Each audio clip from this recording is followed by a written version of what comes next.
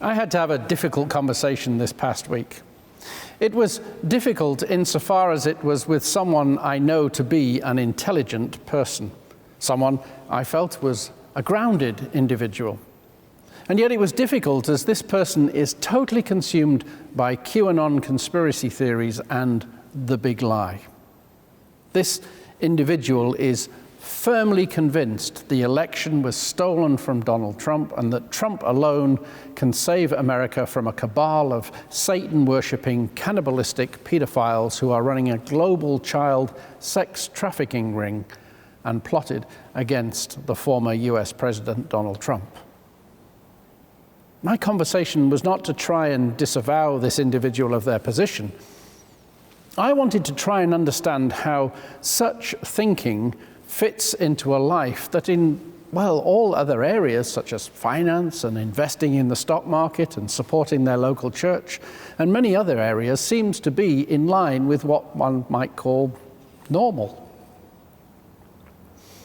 It didn't appear that the individual's belief in QAnon and the big lie was influencing their behavior. So I left the conversation feeling even more baffled than before it. In reflecting on my exchange, I did begin to appreciate how difficult it sometimes is to hold a belief, a way of thinking, in opposition to what the vast majority of others may think is simply not true. It's cool to be cool. Everyone loves to feel that they are part of something bigger than themselves, part of something amazing, part of a great project, a fantastic mission, an exciting team, a member of the cool crowd.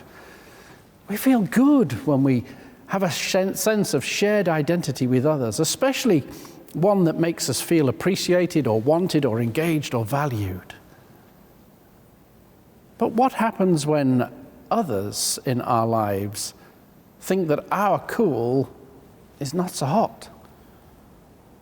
What does it mean when the cool crowd turns out to be the wrong crowd, at least in everyone else's eyes?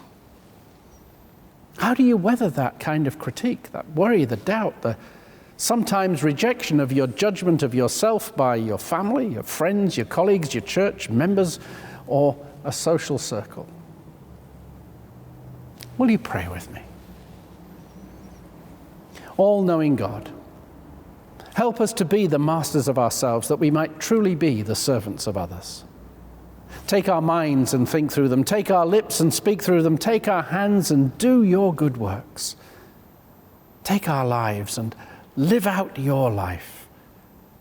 Take our hearts and set them on fire with love for you. Amen. Some of you undoubtedly have had that conversation experience that I had. Many maybe felt that you were the subject of it. Or maybe you watched your son and daughter go through it, that situation when your eyes are opened and you realize your best friends and buddies are seen as troublemakers, as a gang of misfits and miscreants, a band of bad boys, a bunch of nerds or obnoxious brainiacs.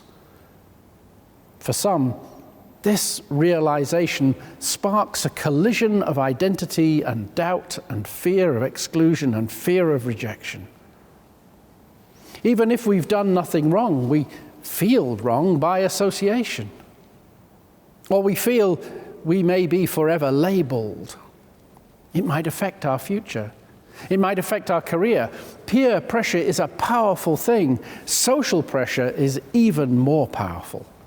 The pressure to conform can be sometimes overwhelming, overpowering, stressful, and defining. Your family and friends are telling you, disassociate now for your own good. Don't believe what they say to you. They aren't your real friends and family. They don't really care about you. Meanwhile, your crowd keeps saying, this is where it's at. And the leader of the crowd tells you, you can leave if you want, if you're ashamed to be seen with me. And now you're trapped between a rock and a hard place. What do you do? You feel pressured by both sides. One wants you to toe the conformity line, and the other wants you to stay true to the group. You begin to doubt yourself. Could they be troublemakers?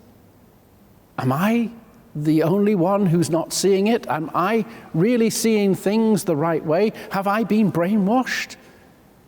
Where is my heart? Where should it be? You know, to stand tough in a situation like this, to know who you are and to be clear about your associations is not as easy as it looks. When you do stand up for your principles, what if you discover those principles were wrong? Do you listen to the voices around you that you've trusted all your life? Do you trust in someone's promises even despite the way things look?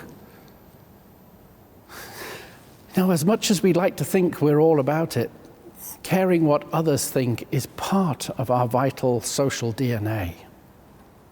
We all have a sense of honor that is mostly defined by our culture, our social context, our families, and even our churches. We all follow unwritten codes of decorum and behavior and thought and even identity. When we defy that honor, we can not only begin to doubt ourselves, but we can be ostracized by our peers, labeled by our societies, misjudged, stamped as troublemaker. Does that mean that we actually are? You know, in Jesus' time, his community, his Jewish society, his family too knew an honor code. One defined by Jewish traditions and laws, one that put family and respect for authority first.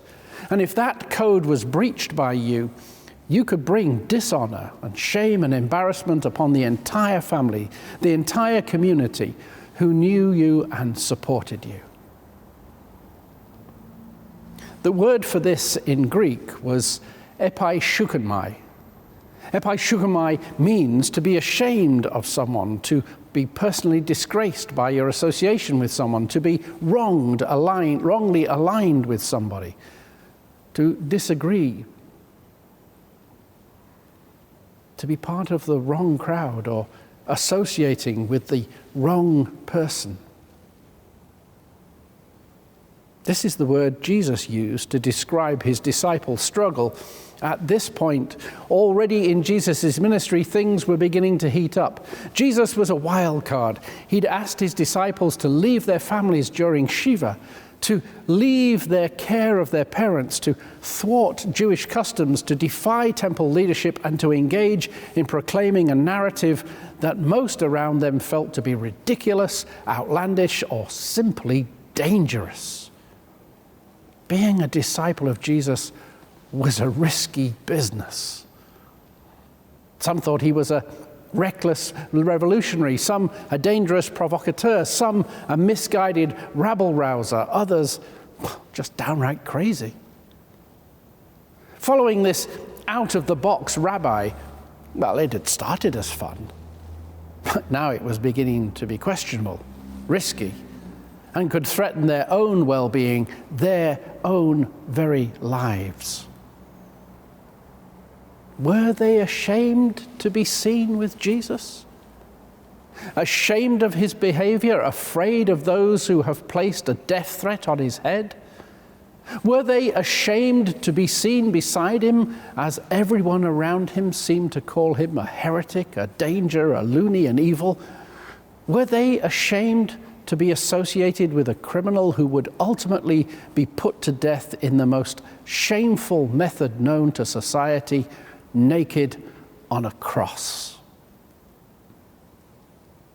Were these loyal men, the closest in Jesus' inner circle, actually buckling under the pressure of dishonor by association? Well, let's see. Judas would crack and betray him. The last straw when that woman wasted an entire vial of expensive oil. Peter would deny him, claiming not to know him for fear of the temple guards. And the other disciples would hide, afraid of being associated with the criminal Jesus. Most of Jesus' followers, thousands in number, would magically disappear the moment things got testy for fear of their own lives. When Jesus tells us today, as disciples and his church, to stand tall in the face of criticism, to proclaim him in the face of ridicule and doubt, to defend him in the face of agnosticism, to uphold him when things get tough, he knows how hard that is. The gospel in its own time was revolutionary, shocking, sacrilegious. Jesus' closest disciples faltered in the face of accusation. And the gospel today is no less shocking to people who don't know Jesus. And standing with Jesus in the face of critique, doubt, of atheism and disdain is still just as hard. Jesus knows that faith is more challenging than a simple recitation or knowledge of a creed. True faith requires a kind of identity in Jesus that is sure in the face of pressure and solid when life crumbles. Is Jesus a troublemaker? You bet he is. He troubles our hearts of sin. He troubles our minds in doubt. He troubles the waters of contention. He troubles the weeds of hypocrisy. He troubles our sentence of death. He troubles everything we have been taught to believe in and challenges us to see it anew. Being a disciple of Jesus requires us to put aside everything society expects from us, that our families may know about us, that our mind may challenge about what we know as real and true, and asks us to follow our hearts.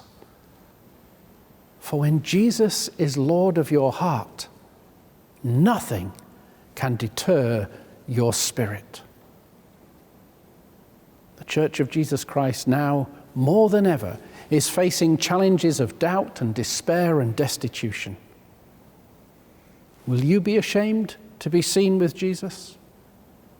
Can you trust your faith is real, your prayers, your hopes? Will you stand by him, stay with him, walk with him, even to the cross, because you trust in resurrection? May the Spirit of Christ be with you, now and always. Amen.